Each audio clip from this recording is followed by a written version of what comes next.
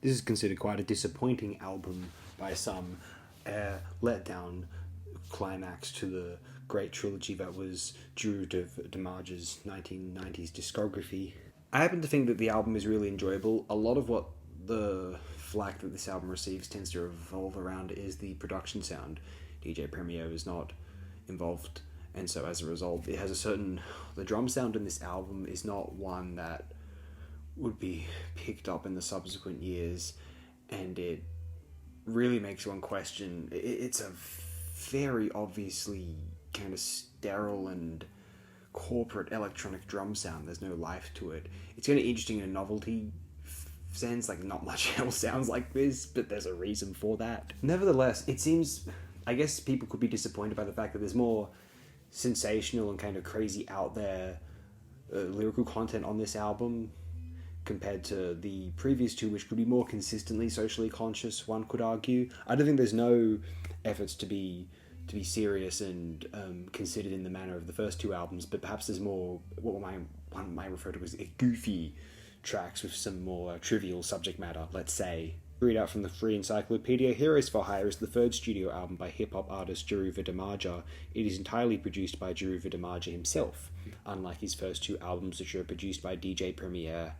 This album lacked the critical acclaim of Jeru's first two albums. It also did not chart or have any charting singles. I'm not sure what was released as a single. It's not. If any singles released from this album, it doesn't say here. The album features Miz Marvel and Lil Dap of Group Home as guests. Afu Ra is not featured as on Jeru's previous albums. Miz Marvel, a friend of Jeru's Superhuman clique and No Savage record label, appears on 4 tracks. John Bush of AllMusic enjoys the production, claiming that it is similar to Premier's work in its rawness, but there are not as many catchy hooks. Q Magazine, 3 stars out of 5, creative and coherent, the lyrics are intelligent, and the record benefits from contributions by the very talented Miz Marvel. The Wire harks back to a primordial age of hip-hop basics, and there's no question that he's got the lyrical flow and gaunt studio talent to pull it off.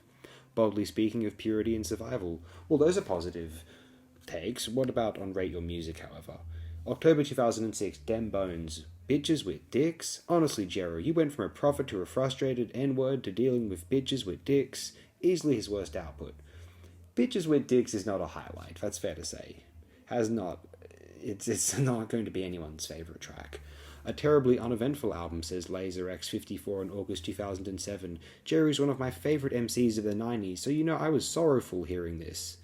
Not only have his mic skills suffered since his last effort, but the beats are pretty boring as well.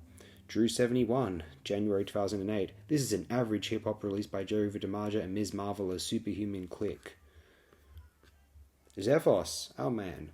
June 2009. Well, I have to say I'm shocked how much I enjoyed this. In fact, I think I like it as much as I did Wrath of the Math.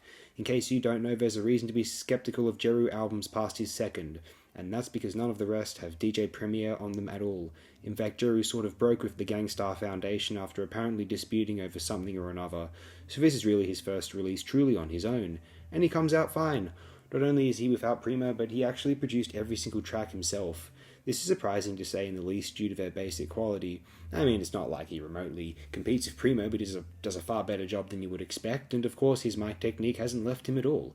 He's not entirely by himself, he has a protege of sorts by the name of Miz Marvel, who does a pretty fine job, and even gets a track or two all to herself. Of course this isn't going to be on the level of The Sun Rises in the East, few things are. It's a strong case of self-sufficient work for one of the more underappreciated masters of the genre. Hyperfrantic on October 2009 writes, terrible effort, nothing without Primo's beats. Diction on April 2010, well, Jeru releasing an album without DJ Premier was bound to be disappointing, and well it is. It's not because he can't spit anymore, it's more because he produces the album himself and his productions haven't really aged that well. I think that in 1999 he needed albums like this, and I enjoyed it much more before, but now in 2010 this type of generic boom bap is so overdone and not really a sound I'm much interested. There's just so many albums in the 2000s decade with this sound, I just can't take it anymore. Jeru makes this somehow interesting, dope voice and cleverness as usual, but the beats are just too damn boring to make this any good. I wouldn't mind hearing Jeru over other type of beats than DJ Premier, but it has to be better than this fuck. Oh, and the girl isn't so good either, your typical I'm not a bitch, overly conscious chick. Sorry Jeru, you failed here. And now, Joe Solidlegs on September 21. One of those unfortunately lyrically dope albums of the late 90s that suffer from mediocre or downright shitty productions, alongside Immobilarity and Canibus.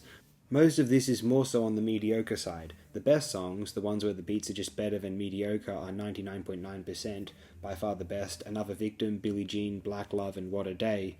Primo really needs to remix this album one day, because even he's not as lyrically sharp as his previous efforts. It's pretty obvious that it's the production that breaks this album. I'd say give it a go. Be aware that you're going to hear a track like Bitchez Wit Dikz, but aside from that, I think it's an extremely fun release. I think an average Jeru the Damaja release in the 1990s towered over anything else in the genre, an average release in the genre rather, I ought to say.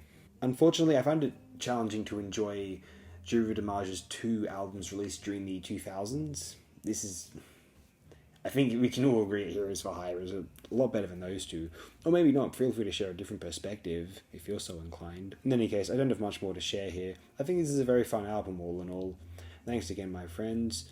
Do have the best possible day and night you have ever imagined.